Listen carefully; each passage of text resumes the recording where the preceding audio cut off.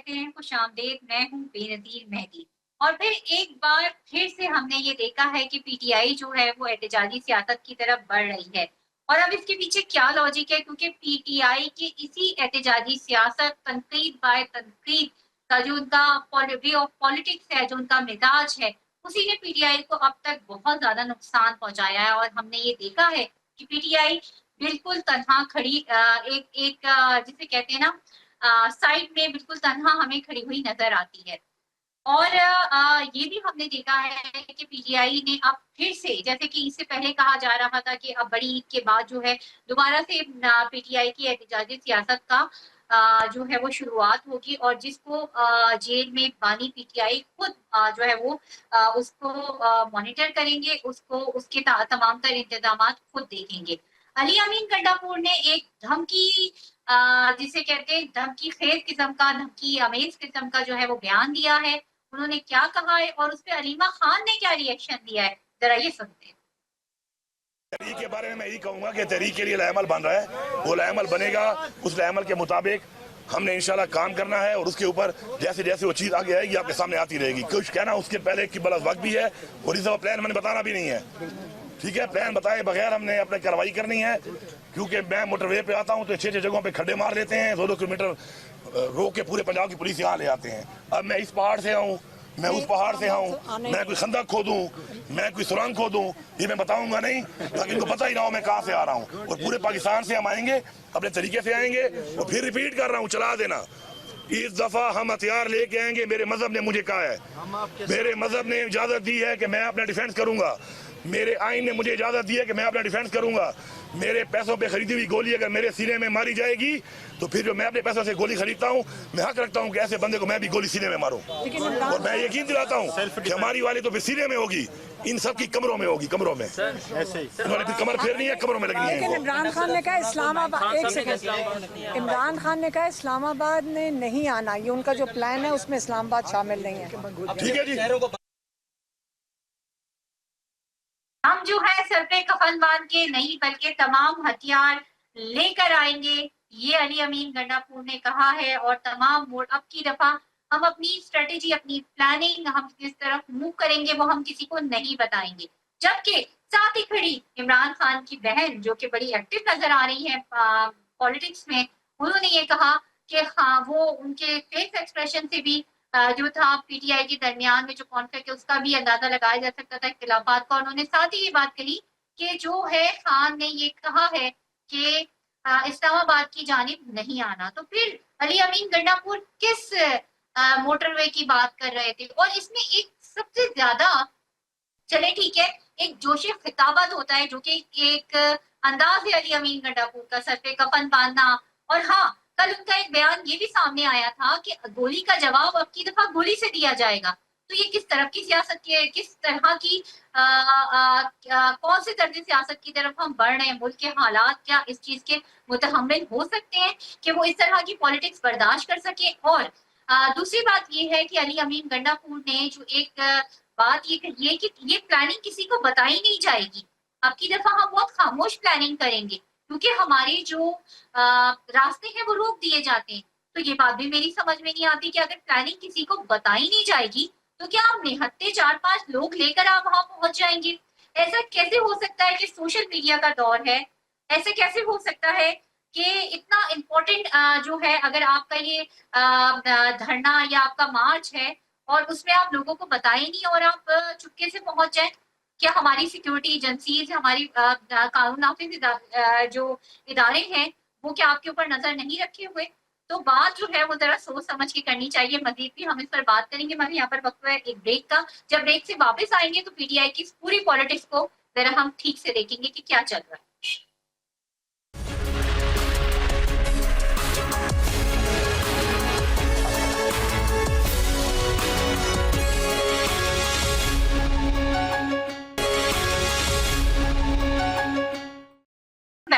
और ब्रेक से पहले जैसे बात हो रही थी कि पीटीआई की सियासत की, और अच्छा आज हम बात करेंगे कुछ मुल्क की सियासत पर। और जो बजट आ गया है उसमें बहुत सारी ऐसी बातें हैं कि जो पाकिस्तान पीपल्स पार्टी ने जिस पर मुखालफत भी की है। दूसरी जानिब ये भी देखा जाए कि सिफारती मिशन बिलावल भुट्टो की सरबराही में सिफारती मिशन कमेटी का जो दौरे हैं वो भी जारी है। इस वक्त पाकिस्तान पीपल्स पार्टी से हमने ज्वाइन किया है फैसल मीर ने। फैसल, प्रोग्राम में आपको वेलकम करते हैं। और अब हम बात कर रहे थे ब्रेक से पहले, कुछ मैंने अपना इंट्रो दिया था जिसमें हम पीटीआई की पॉलिटिक्स पे बात कर रहे थे, और फिर पीटीआई उस चीज पर आ गई है कि अपनी एहतजाजी सियासत मार दो तोड़ दो, और अब हम एहतजाज करेंगे। अब से कुछ दिन पहले आपको पता है कि कल भी बरतानिया में भी और अमेरिका में भी जब बात की गई थी, बिलावल भुट्टो जरदारी से इमरान खान के बारे में सवाल किया गया था जर्नलिस्ट ने, तो उन्होंने ये कहा कि अगर अदालतें ये चाहती हैं कि रिलीफ मिले इमरान खान को या जमानत मिले, तो मैं और मेरी जमात जो है वो पीटीआई के और बारी पीटीआई के साथ खड़ी है। मगर जब उमर अयूब से मैंने एक प्रेस कॉन्फ्रेंस में ये सवाल किया, तो उन्होंने बिलावल भुट्टो जरदारी को बहुत बुरी तरीके से और पीपल्स पार्टी को तनकीद का निशाना बनाया। तो ये तो आप तर्ज उनका सियासत है जिसकी वजह से आपको लगता है कि पीटीआई जो है वो अब बिल्कुल एक बंद गली में और तनहा खड़ी भी है। जी देखें, इस वक्त जो पीटीआई सियासत कर रही है, इंडिया के साथ जंग के दौरान उन्होंने अपना जो आप है वो शो कर दिया था। मुकम्मल तौर पर उन्होंने अपनी हकीकत आश्कारा कर दी थी इस कौम पे। और आज जो गंडापुर साहब ने बयान दिया है कि हम गोली चलाएंगे, तो ये एक इंतहाई खौफनाक और ख़तरनाक बयान है। ये एक मुंतखब वज़ीर आला का बयान है, किसी आम आदमी का बयान नहीं है। और ये इस तरह का बयान जो है अगर कोई आम आदमी दे तो ये आर्टिकल 6 की खिलाफ वर्जी है, जिसमें आप रियासत के खिलाफ हथियार उठाने की बात करते हैं। और पाकिस्तान के आइन में रियासत सिर्फ हथियार उठा सकती है, उसके खिलाफ हथियार उठाना जो है वो गद्दारी के जुमरे में आता है। तो अगर हर सियासी जमात जो है वो गोली चलाने की बात शुरू कर देगी, तो फिर पाकिस्तान का जो मुस्तकबिल है वो तो किसी तरफ का नहीं रहेगा। ये पीटीआई की एक बैकग्राउंड है। 9 मई को जो इन्होंने कोर कमांडर हाउस पे हमला किया, उसके बाद जीएचक्यू पे हमला किया, पीटीवी पर इन लोगों ने हमला किया, पार्लियामेंट पे इन लोगों ने हमला किया, और मुसलसल एक इनका पैटर्न है। और आप देख सकते हैं कि दूसरी सियासी जमातें में पीपल्स पार्टी के भुट्टो साहब को फांसी हुई, इस किस्म की कोई बात पीपल्स पार्टी ने नहीं की। शहीद मोहतरमा बेनजीर भुट्टो शहीद हुई तो जरदारी साहब ने पाकिस्तान खपे की बात की। अब इस वक्त आप अगर देखें तो सबसे बड़ी इस वक्त जो खौफनाक बात है वो ये है कि पीटीआई ने जनरल आसिम मुनीर के वाशिंगटन में आमद पर एहतजाज का ऐलान किया हुआ है। और ये किसी सियासी इख्तलाफ का ये कोई एहतजाज नहीं है, ये पाकिस्तान के दिफाई इदारों और सलामती कौमी सलामती के खिलाफ एहतजाज है। ये आसिम मुनीर साहब या फौज के खिलाफ नहीं बल्कि पाकिस्तान के खिलाफ एहतजाज कर रहे हैं ये, और भारत का जो बयानिया है उसको ये तकवीत दे रहे हैं। इस वक्त पीटीआई मुकम्मल तौर पर भारत की का जो रोल है इंटरनेशनल मीडिया में, जिस तरह भारत चाह रहा है कि पाकिस्तान की बैशिंग की जाए, पीटीआई पूरे जोर शोर से पाकिस्तान की इंटरनेशनल मीडिया में बैशिंग कर रही है। पहले भी इन्होंने फौजी अफसरान के खिलाफ इंटरनेशनल मीडिया में बातें की, फिर मुख्तलिफ पार्लियामेंट्स में गए, बैन अवी सतह पर दिफाई इदारों को बदनाम करने की कोशिश की। तो एहतजाज जो है वो जमहूरी मुल्कों में एक बुनियादी हक होता है, लेकिन जब अब एहतजाज जो है वो कौमी सलामती के खिलाफ करना शुरू कर जाएं तो ये गद्दारी होती है। मेरी गवर्नमेंट से और दूसरे जो इदारे हैं उनसे ये मैं मुतालबा करूंगा कि इस चीज को देखिए कि गंडापुर का बयान जो है वो महज एक वजीर आला का बयान है कि इसके पीछे एक बहुत बड़ा कोई नया एजेंडा है जो कि मुस्तकबिल में अनफोल्ड होने जा रहा है। पीपल्स पार्टी के आपने हवाले से बात की कि पीपल्स पार्टी जो है उन्होंने बजट के ऊपर भी हमारी रिजर्वेशंस हैं, तो इस बजट में पीपल्स पार्टी से बिल्कुल कोई मशवरा नहीं किया गया। लिहाजा इत्तेहादी जमात होने के बावजूद हमें हमारा ये हक है कि हम क्योंकि इस हुकूमत को सपोर्ट कर रहे हैं तो अपनी जो तनकीद है वो भी इन तक पहुंचाएं। इन्होंने सोलर पैनल्स पर जो ड्यूटी लगाई है वो एक बजाय इसके कि मुतबादल जो तवानाई है सस्ती वो फराहम की जाए, उसको ये दबाने की कोशिश कर रहे हैं। इस पूरे बजट में किसानों के लिए कोई किसी किस्म का रिलीफ नहीं है, ना कोई खादों के ऊपर, ना कोई बीज के ऊपर, ना कोई बिजली में, ना कोई किसी किस्म के कर्जे।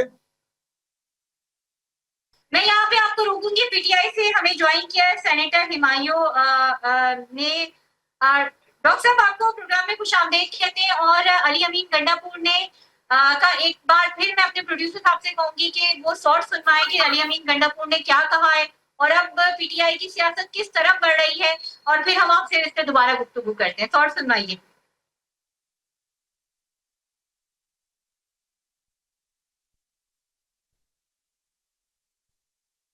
तहरीक के बारे में मैं यही कहूंगा कि तहरीक के लिए लाएमल बन रहा है, वो लाएमल बनेगा, उस लाएमल के मुताबिक हमने इंशाल्लाह काम करना है और उसके ऊपर जैसे जैसे वो चीज आगे आएगी आपके सामने आती रहेगी। कुछ कहना उसके पहले की बड़ा वक्त भी है और इस प्लान मैंने बताना भी नहीं है, ठीक है। प्लान बताए बगैर हमने अपने कार्रवाई करनी है, क्योंकि मैं मोटरवे पे आता हूँ तो 6-6 जगहों पे खड्डे मार लेते हैं, 2-2 किलोमीटर रोक के पूरे पंजाब की पुलिस यहाँ ले आते हैं। अब मैं इस पहाड़ से आऊँ, मैं उस पहाड़ से आऊँ, मैं कोई खंदक खोदूं, मैं कोई सुरंग खोदूं, ये मैं बताऊंगा नहीं, ताकि इनको पता ही ना हो मैं कहाँ से आ रहा हूँ। और पूरे पाकिस्तान से हम आएंगे, अपने तरीके से आएंगे, और फिर रिपीट कर रहा हूँ, चला देना, इस दफा हम हथियार लेके आएंगे। मेरे मजहब ने मुझे कहा है, मेरे मजहब ने इजाजत दी है कि मैं अपना डिफेंस करूंगा, मेरे आइन ने मुझे इजाजत दी है कि मैं अपना डिफेंस करूंगा। मेरे पैसों पे खरीदी हुई गोली अगर मेरे सीने में मारी जाएगी तो फिर जो मैं अपने पैसों से गोली खरीदता हूँ, मैं हक रखता हूँ कि ऐसे बंदे को मैं भी गोली सीने में मारूं। और मैं यकीन दिलाता हूँ कि हमारी वाली तो फिर सीने में होगी, इन सब की कमरों में होगी, कमरों में। इन्होंने फिर कमर फेरनी है, कमरों में लगनी है। लेकिन इमरान खान ने कहा इस्लामाबाद, एक सेकंड, इमरान खान ने कहा इस्लामाबाद ने नहीं आना, ये उनका जो प्लान है उसमें इस्लामाबाद शामिल नहीं है। ठीक है जी।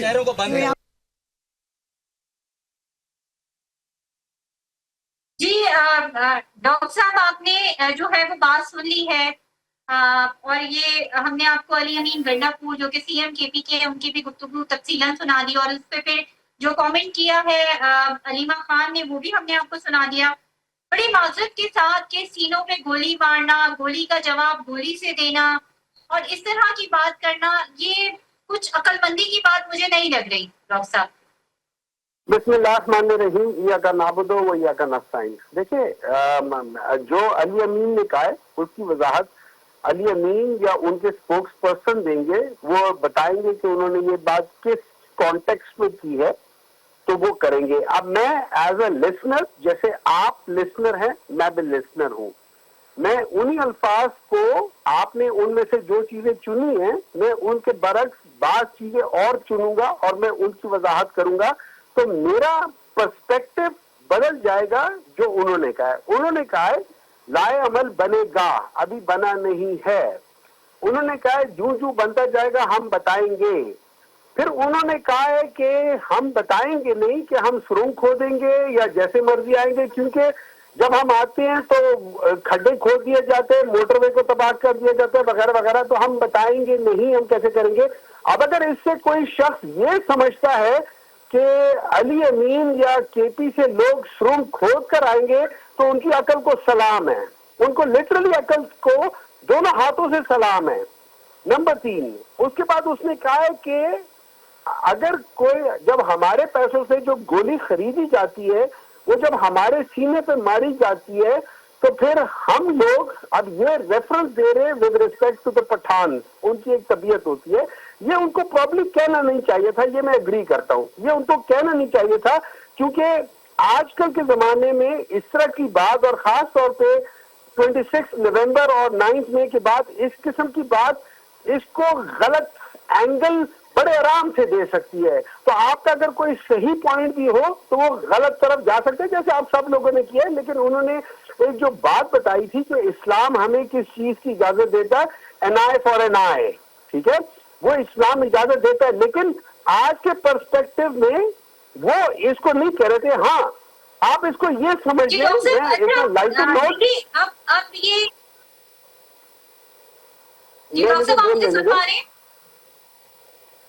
हाँ बोलिए, आप बोलिए।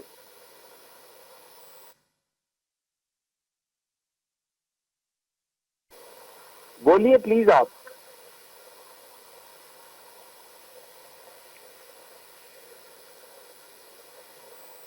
जी डॉक्टर साहब, अब ये तो देखिए, ये बात तो हो गई, पहले भी पीटीआई ने एहतजाज किया, 26 नवंबर वाला एहतजाज हम नहीं बोले, उससे पहले का एहतजाज था, फिर उसके बाद ये सब चीज हुई। अल्टीमेटली हम ये देखते हैं, जब से अब तक हम ये देखते आए हैं कि इस एहतजाज ने पीटीआई को कुछ नहीं दिया, सिवाय ये कि आपका वर्कर जो है वो फ्रस्ट्रेशन का शिकार हुआ, आपकी लीडरशिप जो है वो फॉर्ट फुटर में आ गई, आप पर पर्चे काटे गए।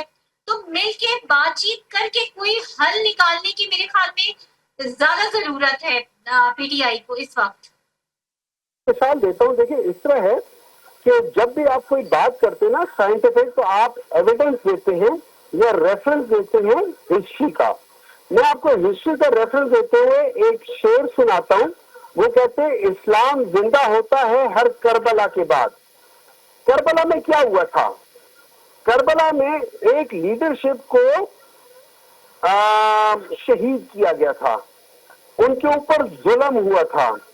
अच्छा, दूसरी तरफ जो जिसने जुल्म किया था वो भी मुसलमान ही था, और वो भी जो मुसलमानों के ख्याल में छठे खलीफा थे उनका बेटा था। और ये पहली बार इस्लाम में हुआ था कि खलीफा का बेटा बगैर शूरा के फ्रॉम फादर टू सन आया था। इससे पहले कभी फादर टू सन नहीं आया। तो यहाँ से स्टार्ट हुआ था खानदानी सियासत। जब खानदानी सियासत स्टार्ट होती है तो करबला होता है। यही वजह है कि जब आप कहते हैं कि हम पे मुश्किल आई है, बिल्कुल आई है, लेकिन वो है ना कि कुछ लोग एक्सपोज हो गए कि हाउ मतलब डेंजरस वो ये कि वो अपने मतलब के लिए अपनी क्या कह सकते हैं उसको चोरी को छुपाने के लिए या अपनी गैर कानूनी हुकूमत के लिए वो किसी को भी शहीद करने से दरेग नहीं करेंगे। वो किसी के ऊपर भी गोलियां चला देंगे, वो औरतों के ऊपर चलाएंगे, वो मर्दों के ऊपर चलाएंगे, वो बच्चों के ऊपर चलाएंगे, वो बच्चों को अगवा करेंगे, वो औरतों को अगवा करेंगे, एंड सो फोर्थ। ठीक है, अब उसको समझते हुए, इन लोगों की साइकी को समझते हुए पाकिस्तान तहरीक इंसाफ ने अपनी स्ट्रैटेजी चेंज की है। और ये निशानी है इंटेलिजेंट लोगों की कि वो इवॉल्व होते हैं। एवोल्यूशन क्या है? जैसे आपने अलीमा खान साहबा को सुना कि इस्लामाबाद नहीं आना, आप मुझसे पूछे, मुझे डी चौक पे आके बैठने का कोई शौक नहीं है। मेरे लिहाज से मैंने प्रेशर डालने गवर्नमेंट पे, अब मैं कैसे डाल सकता हूँ? मैं ऐसे डाल सकता हूँ कि मैं बजाय इस्लामाबाद में लोगों को बुलाने के, मैं उनको कहता हूँ आप जिस वार्ड से हैं, जिस यूनियन काउंसिल से हैं, आपकी तरफ आती हूँ। और बात हो रही थी, आप बजट की कोई बात कर रहे थे, पीटीआई की आपने बात सुन ली कि जिस तरह से भी एक्सप्लेन की जा रही है। अब जो बात अली अमीन गंडापुर साहब ने कर दी है वो तो कर दी है, और खुल के हमें अलीमा खान का भी जो इख्तलाफात है वो भी हम सामने आ रहे हैं, और ओवरऑल जो पीटीआई की सियासत है वो भी हमारे सामने आ रही है। अलबत्ता पाकिस्तान पीपल्स पार्टी का जो इसमें एक किरदार है वो हमेशा काबिल तारीफ है। मैं हमेशा उस बात को याद रखूंगी कि जब बिलावल भुट्टो जरदारी ने ये भी बात कही कि हमें बड़ा मजा आ रहा है, आज आपके ऊपर मसला है, शायद हुकूमत को मजा आ रहा हो या उनकी इत्तेहादी जमातों को, लेकिन कल हमारी बारी आएगी, फिर किसी और की, फिर ये बारियां लगती रहेंगी। लेकिन हमें ऐसी सियासत का खात्मा करना चाहिए कि जिसमें एक दूसरे को मार दो, गोली का निशाना बनाओ, मारो पीटो, पर्चे करो, ये सियासत खत्म होनी चाहिए। और अब भी उन्होंने ये पैगाम दिया कि अगर अदालतें ये समझती है कि उनको मिलना चाहिए रिलीफ, तो मैं और मेरी पार्टी पूरी तरह से पीटीआई का साथ देने के लिए तैयार है। फैसल वो पिटिशन कर रहे हैं कि ये उनको जितने भी रिजर्व सीट्स हैं उसमें वो पार्टी बन रहे कि उनको रिजर्व सीट्स मिल जाए। जब हुकूमत बना रहे थे, ये तमाम जमातों को मौका मिला था, तो बिलावल भुट्टो जरदारी साहब ने इमरान खान साहब को मैसेज दिया कि आप हुकूमत बनाएं, लेकिन उन्होंने वही जो इनका रेगुलर वतीरा है, उन्होंने उसी तरह रिस्पॉन्ड किया जिस तरह वो इंसल्ट करते हैं।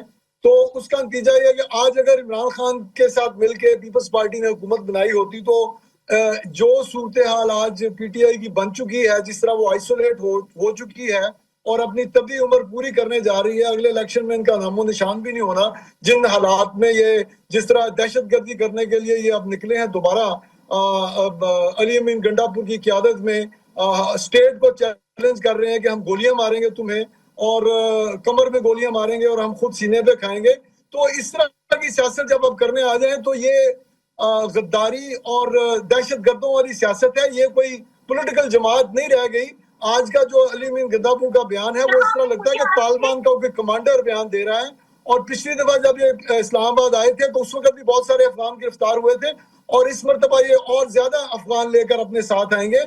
और इनकी अपनी पार्टी में इस बात के ऊपर शदीद इख्तिलाफ है इस वक्त कि ऑलरेडी टीवी टॉक शोज पे आ रहा है कि गंडापुर ने जो बात कही है उससे जितने भी पीटीआई के वो लोग जो सियासत करना चाहते हैं वो इख्तिलाफ कर रहे हैं। और गंडापुर का ये बयान जो है वो पीटीआई की सियासत में आखिरी कील साबित होने जा रहा है। साथ उनके अलीमा खान जिस किस्म की गुफ्तगू कर रही हैं, तो पीटीआई अपने जो सियासी उम्र है वो जितनी जल्दी जितनी तेजी से पूरी करने की तरफ जा रही है वो एक्सपेक्टेड नहीं थी। हमारा नहीं ख्याल था कि पीटीआई इस तरह गायब हो जाएगी जिस तरह अब ये गायब होने जा रही है। तो बिलावल भुट्टो जरदारी ने जिस तरह इमरान खान को पहले कहा कि आप हुकूमत बनाएं, अब भी जब उनसे इंटरनेशनल मीडिया में सवाल पूछा गया तो उन्होंने यही कहा जी कि अगर अदालतें उनको रिलीफ देती हैं तो हमारी पार्टी को कोई किसी किस्म का मसला नहीं है। जबकि उसके जवाब में उमर अयूब साहब ने पार्लियामेंट में जब उनसे सवाल पूछा तो उन्होंने कहा जी कि कौन सा बिलावल जिसने इंडिया और रॉ और आईएसआई के मिलके काम करने पे बात की है। ये बातें जो हैं जो दानिशवराना और समझदार लोगों वाली बातें हैं कि जो बिलावल साहब ने बात की वो ये की थी कि जो नॉन स्टेट एक्टर्स हैं वो एडवांटेज उठाते हैं जब दो मुल्कों की एजेंसियां आपस में लड़ती हैं। तो नॉन स्टेट एक्टर्स को आइसोलेट करने के लिए जरूरी है कि आईएसआई और रॉ मिलकर बैठे। और बिलावल साहब ने जो ये जो दौरा किया उसमें उन्होंने इंटरनेशनल मीडिया में पाकिस्तान और इंडिया की कन्फ्रंटेशन से उसको रिवर्ट किया टुवर्ड्स डायलॉग। तो ये पीटीआई जो है वो अब जो इंटरनेशनल कैंपेन एक चला रही है उसमें भी उनको नाकामी होनी है। बिलावल साहब की इस दौरे के नतीजे में आज जनरल जो है अमेरिकी जनरल उसने ये एडमिट किया है कि पाकिस्तान ने 700 जो है फौजी जवान गंवाए। आज उसका बयान है और 1000 हमले पाकिस्तान ने रेजिस्ट किए तालिबान के, जिनके ये पीटीआई वाले हमायती हैं। और आसिम मुनीर साहब को जो आज गॉर्ड ऑफ ऑनर मिला है अमेरिकन आर्मी से, वो भी पीटीआई वालों के सीने पर इस वक्त लौट रहा है। और आज जो तीसरी आखिरी बात मैं करूंगा कि चौथी मर्तबा आज व्हाइट हाउस ने यह बयान दिया है कि डोनाल्ड ट्रंप जो है वो कश्मीर का मसला हल करेंगे। ये भी इस चीज का नतीजा है कि बिलावल भुट्टो जरदारी साहब जो दौरा किया उन्होंने वहां पे अमेरिकन लोगों को, अमेरिकन पॉलिटिशियंस को मिले, आर्मी को ब्रीफिंग दी और आज उसका नतीजा ये है कि इंडिया जो है वो मुकम्मल तौर पर आइसोलेट है, पीटीआई मुकम्मल तौर पर आइसोलेट है और भारत और पीटीआई इस वक्त एक ही तराजू में तोले जा रहे हैं। और जिस तरह मैं पहले भी कह चुका हूँ कि इनसे बात करेंगे सियासत करना चाहते हैं या नहीं करना चाहते, अदरवाइज इन पे पाबंदी लगाई। थोड़ी सी डॉक्टर फारूक साहब को थोड़ा मौका दीजिए, उन्हें शामिल गुफ्तगू करना चाहूंगी। और एक बात जो आपने कही, सारी बातें आपका अपना पॉइंट ऑफ व्यू है, आपका अपना नजरिया है और हम एहतराम करते हैं, मगर एक बात जो आपने कही कि पीटीआई का आइंदा इलेक्शन में नाम नहीं होगा, तो यहाँ ये कि एक जो जमात, सियासी जमात है जिसके पास सबसे ज्यादा स्ट्रीट पावर है, वो हम ये समझते हैं, बल्कि मुबस्सिरीन का ये ख्याल है कि वो पीटीआई है। ये बात एक मानने वाली है। हमें पीटीआई की सियासत में इख्तिलाफ हो या इत्तेफाक हो, ये एक अलग चीज है उनके तर्ज सियासत से। डॉक्टर हिमायत साहब, एक बार फिर आप टेक्निकल थोड़ा सा मसला हो गया था, आपकी आवाज कुछ क्लियर नहीं आ पा रही थी कि अब पीटीआई का नेक्स्ट जो अगला लाएअमल है वो क्या होने जा रहा है। क्या फिर हम इस बात के लिए तैयार हो जाएं कि डी चौक बंद हो जाएगा, इस्लामाबाद बंद हो जाएगा और वो एक कंटेनर लगा दिए जाएंगे और फिर उसी तरह गिरफ्तारियां होंगी, पर्चे होंगे और वो एक जो है वो पीटीआई की सियासत फिर 26 नवंबर वाली जो है पोजीशन में आकर खड़ी हो जाएगी। अच्छा देखिए, इस तरह है कि एक चीज तो मैं आपको बता दूं कि पीटीआई, देखिए हम लोग एक दफा हमने अपना क्यों जो लाएअमल बदला है। नॉर्मली आप जब आप एहतजाज करते हो, और एहतजाज क्यों होता है, एहतजाज ये होता है कि सबसे पहले लेट्स से मैं ये समझता हूँ कि मेरे साथ ज्यादती हुई है, जुल्म हुआ है, तो मैं क्या करूंगा, एक जो पहला इदारा है, जो गवर्नमेंट का इदारा है, मैं उसके पास जाऊंगा कि भाई मेरे साथ ये जुल्म हुआ है। अब अगर गवर्नमेंट का इदारा खुद उसमें मुलव्वस हो और वो सुप्रीम कोर्ट के डिसीजन से भी पता चल रहा हो कि जो चीफ जस्टिस है उसने कहा था कि यार मेरा ये फैसला इसलिए नहीं था कि आप पाकिस्तान तहरीक इंसाफ को एज अ पार्टी ही खत्म कर दें, तो जब इलेक्शन कमिश्नर ने उसको गलत इंटरप्रेट करके पाकिस्तान तहरीक इंसाफ के वोटर्स को उनके वोट के हक से हटा दिया। तो हमने उसका एहतजाज किया, पता चला कि वही ठीक नहीं है, कोर्ट के पास गए, पता चला कोर्ट के चीफ जस्टिस भी उनके साथ मिले हुए हैं। तो अब हमारे पास एक रास्ता बच जाता है अवाम में निकलने का। जब हम अवाम में निकले तो वहां पे हमारे ऊपर गोलियां चलाई गई और उसमें 9th में इस तरह हुआ कि हमारे अंदर लोगों को इंस्टॉल किया गया जिन्होंने सारा किया। तो अब चूंकि हमें उस चीज से समझ आ गई है कि हमारा जो ओपोनेंट है वो मक्कार है, वो फरेबी है, वो धोखेबाज है। तो अब हम क्या करना चाह रहे हैं, हम लोग जैसे इसके कि जैसे अलीमा खान को आपने सुना कि भाई आ जाओ इस्लामाबाद, या वहां नहीं आना, लाहौर नहीं जाना, कराची नहीं जाना, पिशावर नहीं जाना। आपने क्या करना है, आपने पूरे पाकिस्तान में हमारी स्ट्रेंथ है, पीटीआई की स्ट्रेंथ है कि हम पूरे पाकिस्तान के हर यूनियन काउंसिल में हमारी प्रेजेंस है, कहीं पे कम कहीं पे ज्यादा, लेकिन सबसे ज्यादा है। तो हमने कहा भाई आप अपने अपने यूनियन काउंसिल में, जिस यूनियन काउंसिल में आप 500 बंदा सिर्फ निकाल सकते हो और 500 बंदा कर लो। अच्छा, इसका बड़ा फायदा एक और है, क्योंकि वहां पे आपकी 3rd tier लीडरशिप के ऊपर जो कि उसकी ये क्या कह सकते हो, उसके लोकल बॉडीज के इलेक्शंस के लिए भी तैयारी करते हैं, उनका भी टेस्ट हो जाएगा। नंबर 2, वहां पे हर एक दूसरे को जानता है। तो वो लोग जिनको आप मास्क पहना के बीच में ले आते हैं, जो शरपसंद होते हैं, जो एक किस्म का ला के लोगों को उकसाते हैं, अब उनका भी पता चल जाएगा कि यार ये लोग कोई और है, ये हमारे नहीं है। और उसके बाद आप लोग एज ए जो मीडिया है वो भी देख लेगा कि तकरीबन 4, 5, 10 हजार जगहों पे 500, 1000 बंदा निकल के आके बैठ जाएगा। अगर हम 3000 जगहों पे 1000 बंदा आके बैठ जाता है। इसका तीसरा फायदा ये है कि जो आपकी इंतजामिया है वो इतनी फैल जाती है कि वो मुअस्सर नहीं रहती, क्योंकि उनको मुअस्सर होने के लिए खास तादाद चाहिए एक जगह पे। जब वो मुअस्सर नहीं हो पाएगी तो वहां पे प्रेशर आ जाएगा। और आप सब देखेंगे हम लोग बड़े पुरअमन होकर बैठे हुए हैं, सिर्फ हम लोगों ने वो झंडे लेकर और वो लेकर के। तो ये मैं समझता हूँ ये बहुत इंटेलिजेंट मूव है फ्रॉम इमरान खान इस लिहाज से। रही बात देखिए बजट की, आपने बजट को क्या डिस्कस करना है। ये पिछले साल के बजट को ये इसी तरह तीर मार रहे थे ना कि हम ये कर लेंगे, वो कर लेंगे, फलाना कर लेंगे। 124,000 अरब का इन्होंने पहले बताया था कि हम इतनी कमाई करेंगे, बाद में पता चला ये तो हमारा कोई भी नहीं कर सकता। उन्होंने 10,000 अरब की कमी कर दी कि भाई हम नहीं कर सकते। उसके बावजूद क्या किया है, नंबर 1 वो पैसा जो पहले 1 लाख रुपए का होता था वो आज उसकी कीमत 41,000 रह गई है। 1 लाख रुपए की कीमत सिर्फ 41,000 रह गई है। अच्छा, नंबर 2 आधा पाकिस्तान गुर्बत से नीचे चला गया है। क्या हम उस वक्त का इंतजार करें जब पूरा पाकिस्तान गुर्बत से नीचे चला जाएगा? पाकिस्तान तहरीक इंसाफ के जमाने में जो सर्वे आया था उसमें तकरीबन कितने 6.5 वो थी अनएम्प्लॉयमेंट थी। आज 22% और यूथ की 30% तक चली गई है। क्या हम इंतजार करेंगे कि 75% अनएम्प्लॉयमेंट हो जाए? आज हमारी जो इंडस्ट्रीज है, लार्ज स्केल मैन्युफैक्चरिंग और हमारी एग्रीकल्चर में ये याद रखें पाकिस्तान में 40% लोग एग्रीकल्चर पे डिपेंड करते हैं। उनको आपने 4.25 अरब रुपए का नुकसान करा दिया है। पाकिस्तान तहरीक इंसाफ के जमाने में जब मुल्क तबाह हो रहा था उस वक्त ना सिर्फ उनको पूरे पैसे मिले बल्कि 1,000 अरब रुपए का किसानों को फायदा हुआ था। आज आपकी सारी मेजर क्रॉप तबाह हो गई हैं, सब नेगेटिव में है। कॉटन आपको इंपोर्ट करना पड़ रहा है। कॉटन की अपनी मैन्युफैक्चरिंग अपनी वो ग्रोथ 30% कम हो गई है। आपको मैं बताऊं क्या बताऊं, इस वक्त सबसे कम पाकिस्तान में आउट ऑफ स्कूल चिल्ड्रन सबसे मतलब आप 30% है, जो सबसे कम है वो केपी में है। 30% आउट ऑफ स्कूल है।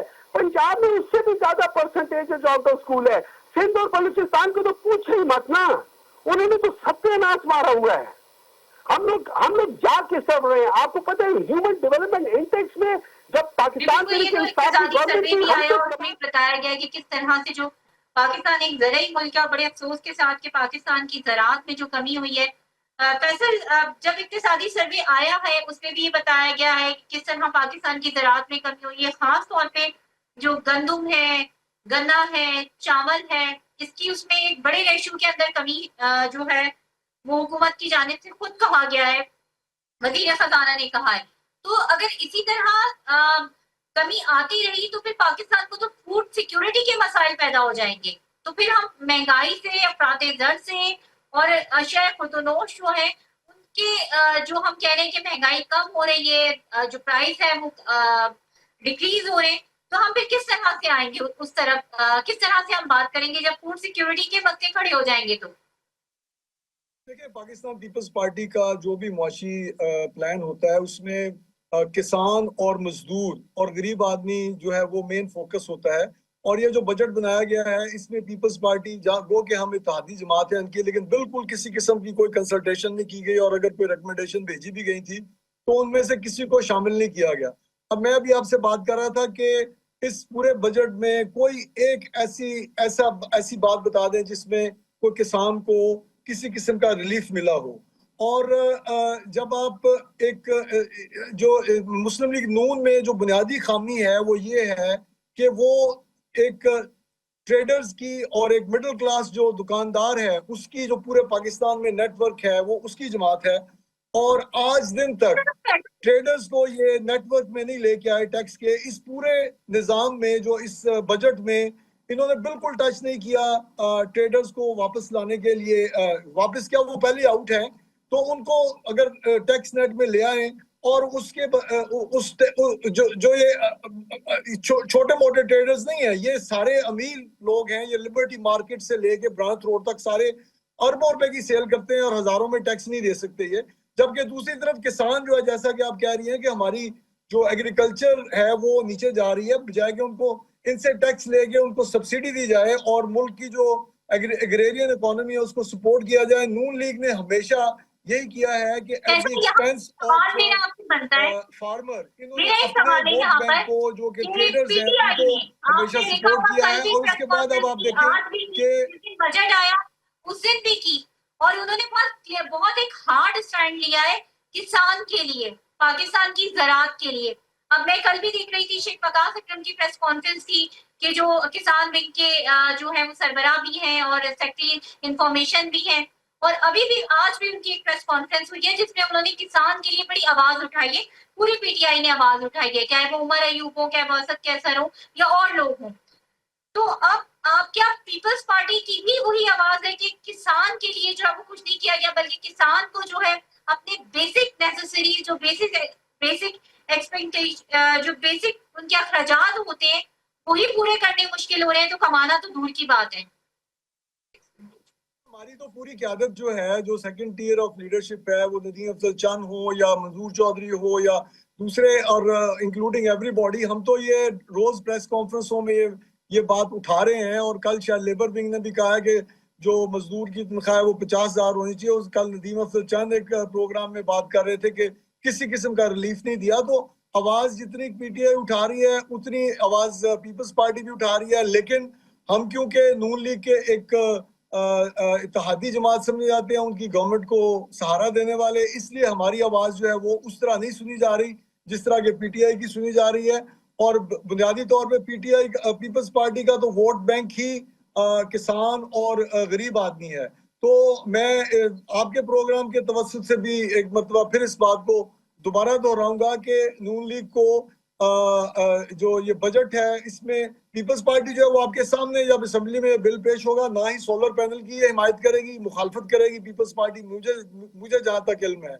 इसी तरह पीपल्स पार्टी ने जो तनख्वाहों में इजाफा नहीं किया इन लोगों ने प्रॉपरली, पीपल्स पार्टी जब गवर्नमेंट में थी तो कई 100 गुना इजाफा। तनख्वाहों की तरफ भी वापस आएंगे और इसका जवाब जो है हम डॉक्टर हिमायूं से जरा भी बात करेंगे, मगर यहाँ पर डॉक्टर एक ब्रेक कहीं नहीं जाएगा, हमारे साथ रहिएगा।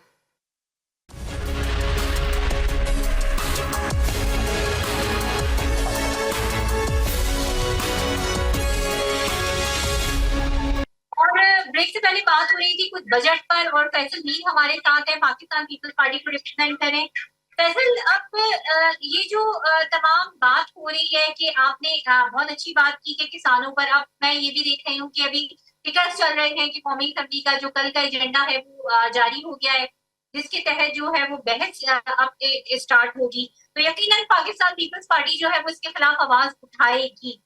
अब आप इत्तेहादी, आपने एक बात ये बात अभी कही कि जो है वो आप लोगों की, हम इत्तेहादी हैं तो उस तरह से नहीं सुनी जा रही जिस तरह पीटीआई की सुनी जा रही है।